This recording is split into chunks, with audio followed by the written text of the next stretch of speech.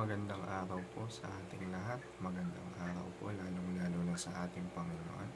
Ako nga po pala si John Robby Medina at ngayong araw po, February 3, 2025, araw ng Lunes, ay samahan ninyo akong pag-aralan at unawain ang mga salita ng ating Panginoon. Ang paksa po natin ngayong araw ay pumirma ka na ba para sa iyong kaligtasan? Body of Christ. At ang paksa po natin ay magmumula sa Romans chapter 12 verse 4 to 5. Sinasabi po dito, for just as each of us has one body with many members, and these members do not all have the same function, so in Christ, with though many form one body, and each member belongs to all the others.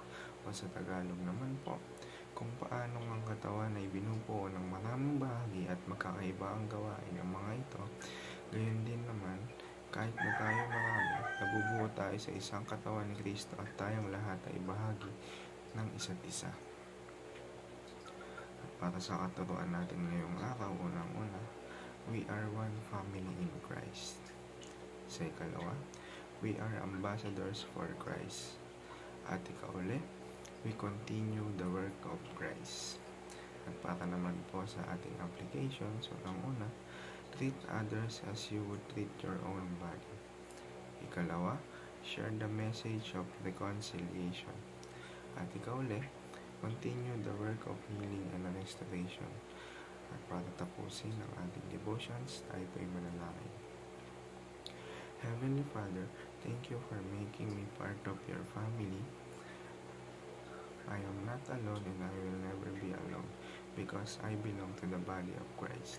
So please help me to care for others as I care for myself. Teach me to walk as your ambassador, bringing the message of reconciliation of a broken world. Fill me with your spirit so I can continue the work of healing and restoration. Just as Jesus did, give me wisdom, courage, and a heart full of love that I may share the message of reconciliation.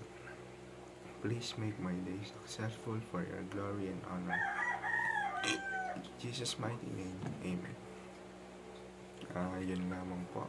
Maraming salamat po sa inyong pakikinig ngayong araw.